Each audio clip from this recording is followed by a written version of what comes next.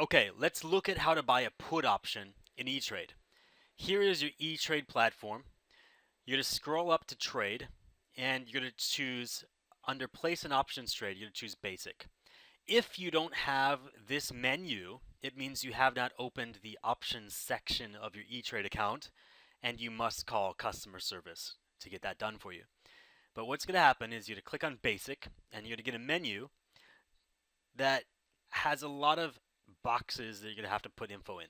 All right.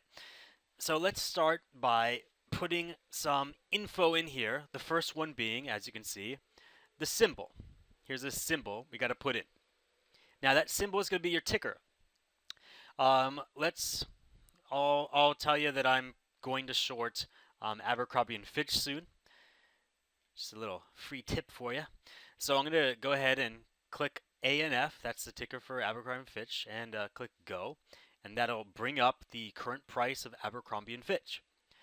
Now what we're going to do is I'm going to choose my order type.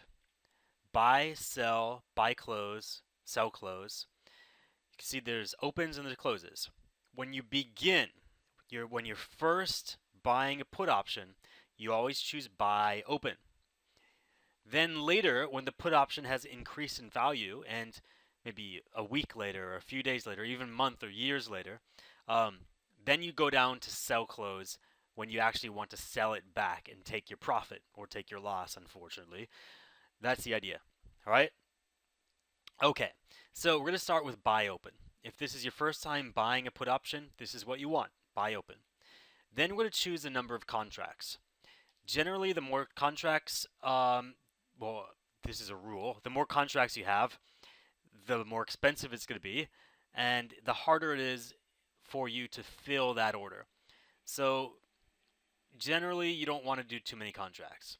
If you want to make a lot of money or you want to spend a lot of money on put options, you'd probably just go with a more expensive put option, okay, instead of a lot of contracts. So for most of my trades, I will trade like from 1 to 10 contracts at a time. Here we're just going to do 1. Now what does that number really mean?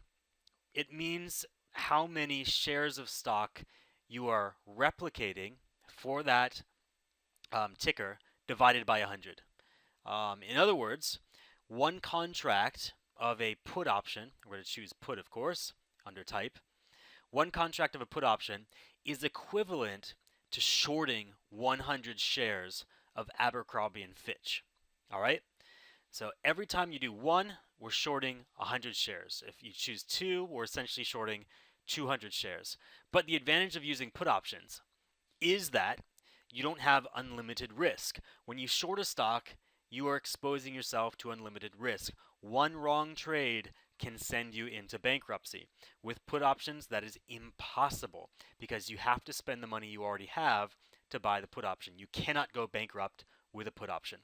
But the advantage of the put option is you can bet that a stock will go down instead of up. So that's probably why you're here watching this video. If you want to bet that a stock goes down, like I'm going to do with Abercrombie & Fitch soon, buy to open a put contract and then choose your expiration date and a strike price. Now the expiration date is going to be when the put option is no longer valid. So you want to be able to sell close before the expiration date. Now every stock, almost every stock has expiration dates that end with W. Those are weekly expiration dates. Generally, you want to avoid those weeklies because they're harder to fill and they're less popular, which means that their bid and ask spread, which is something you will see in a minute, are going to be wider. Instead, go with any of the expiration dates that don't have a W at the end. Now, the further out, the further you go in terms of time, the more expensive the put option is going to be. So you're going to want to stick with something closer unless you have a very strong long-term thesis on the stock. For example, if I think Abercrombie and Fitch is going to fall all the way down to 0 in the next 2 years, then I might go with January 2018. But generally, I go with something short-term because I am a swing trader. All right. So I'm going to say, let's say Abercrombie and Fitch moves pretty slowly. But because I'm a swing trader, I'm just going to go with with more closer term um, expiration date. Why? Because it's cheaper. That's really the only reason. So I'm going to go with December. If you have a longer term thesis for the stock falling, go with something later. All right. So I'm just going to choose December. And now, after you choose that, the strike price box will light up and you can choose your strike price. What is a strike price? I would implore you to look that up, but let me just give you the rule of thumb for choosing a strike price. It's going to start you as close to the actual price of the stock as possible. Now, with a put option, the higher the strike price, so the more we go up, the more expensive the stock is going to be. The stock option is going to be.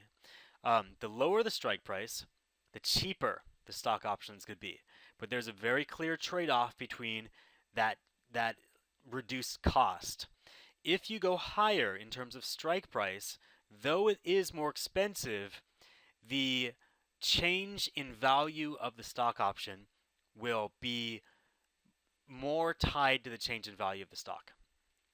Let me explain that.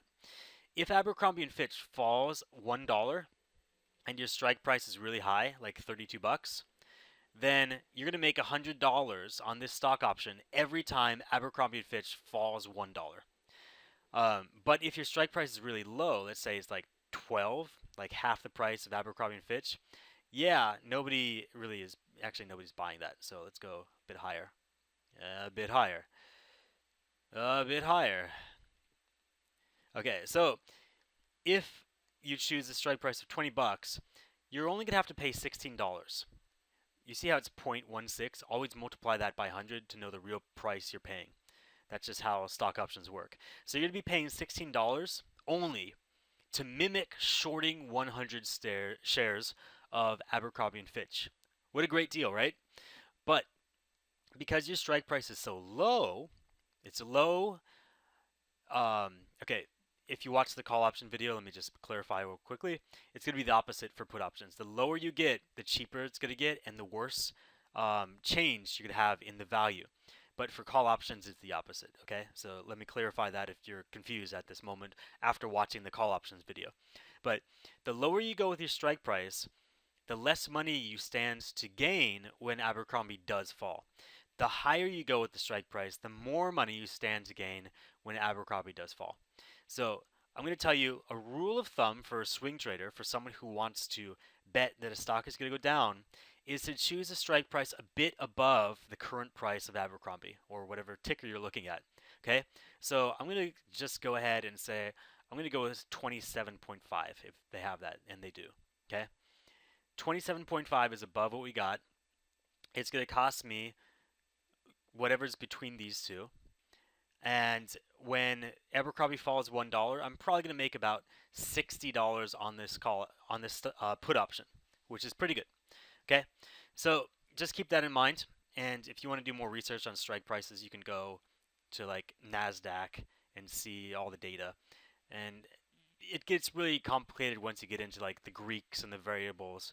So if you're a beginner, just take the rule of thumb as higher strike prices are better for put options, but they're more expensive. Generally, you should go with something a little bit higher than the real price of the stock. All right, so I'm going to give an example of like 30 bucks. Nobody's buying that. Let's just go back to 28. Okay, so here's the 28, and we can see that 45 people want to sell it, 726 people want to buy it, and the prices that they want to buy it at are 222 bucks. The price they want to sell it at is 243 bucks. Now, if everybody's saying, I want 243 bucks for this, and these guys are saying, I want to buy it for $222, no transaction is going to occur. So you must find the midpoint and put in your bid at that midpoint. Now, step one, price type, choose limit. If you choose market, you're going to get the worst possible price. Choose limit. Now, what was price before? I don't know what was before. Okay. Anyway, choose limit, and you're going to see limit price appear. And what you're going to put in that box is the average of these two numbers, rounded up. Okay? Rounded up to the nearest 0.05. So we've got 22.2. oh, that's 2.22 plus 2.43. I'm going to divide that by 2. That gives us an average of something, and we're going to round, okay? Oh, that's a bad rounding. Anyway, we're going to round that up to 2.5. 2.35. Round to the nearest penny, but make sure it ends with a 5 or 0. So our limit price is going to be 2.35. And now you can see that everything, all the boxes that were empty when we first got into this page are now full. That's enough for a trade. Choose good for the day because we don't want to keep this open for a long time. If it doesn't fill during the day, then you just do it the next day. But you got your ticker. We're always going to choose buy to open. Number of contracts, remember 1 represents 100 shares. Put expiration date, rule of thumb, go with the closest non-weekly expiration date. Strike price, rule of thumb, go with a strike price slightly higher than the real price of the stock. Choose limit, and then between the ask and the bid, you're going to find the mean value, which in this case is going to be 2.35 because we rounded up to the nearest 0.05 or nearest 0.00, and good for the day. Then once you do that, preview order, and it'll go through, and you'll just click place order, and that's it. You bought your put option.